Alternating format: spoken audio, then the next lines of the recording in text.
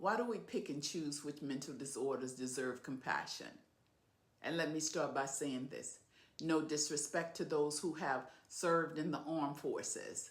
I have the utmost respect for those who have sacrificed so much to protect our freedom. Your service is honorable, and your struggles with PTSD deserve all the attention and compassion they get. I want to say thank you for your service. But here's what I don't understand. Why does that same compassion not extend to those suffering from post-incarceration syndrome?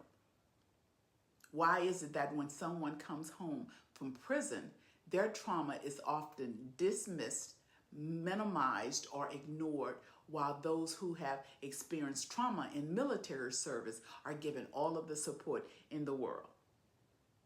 And there's a clear lack of compassion for people who have been incarcerated. And they're trying to rebuild their lives and reintegrate back into society. It's as if once you've served your time behind bars, your suffering doesn't matter anymore. You've paid your debt to a society, and now you should just move on, right? Right?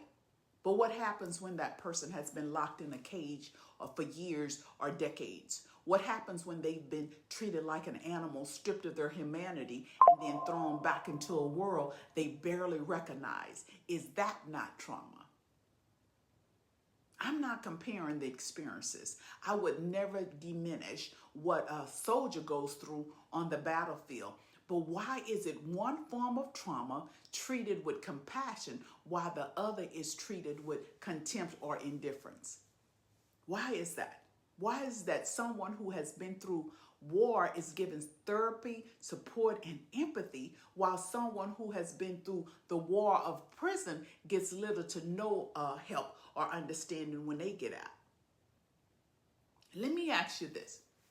How do we get to pick and choose which mental disorders deserve compassion and attention? Why is there a hierarchy of suffering? PTSD and soldiers get national awareness, get funding and resources, but PICS, the psychological damage from years of incarceration, gets dismissed. They're told to get over it, to just move on. They're told you should be happy that you're free, no matter the damage done to their mental health.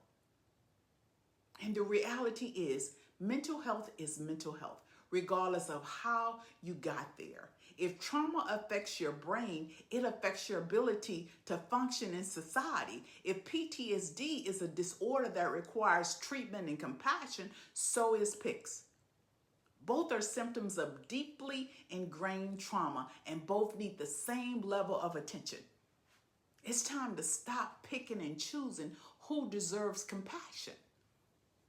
Why is this happening? Why is it the pain of those who have been incarcerated is swept under the rug while other traumas get national attention? Are we so uncomfortable with the reality of prison and its long-lasting effects that we refuse to acknowledge the damage it does to those who experience it? And here's the thing. If we want to be a compassionate society, we need to stop choosing who deserves help based on their circumstances. Trauma is trauma. Mental health is mental health. And everyone deserves the same level of care and understanding, no matter where their pain comes from. So let's start a conversation about this. Let's start by acknowledging that the mental health of those who have been incarcerated matters too. It's time we stop picking and choosing whose suffering is worth recognizing. It's time that we treat post-incarceration syndrome with the same level of respect and compassion as PTSD. Because after all, both mental disorders deserve it. Seek to understand, not deny. Prison has side effects.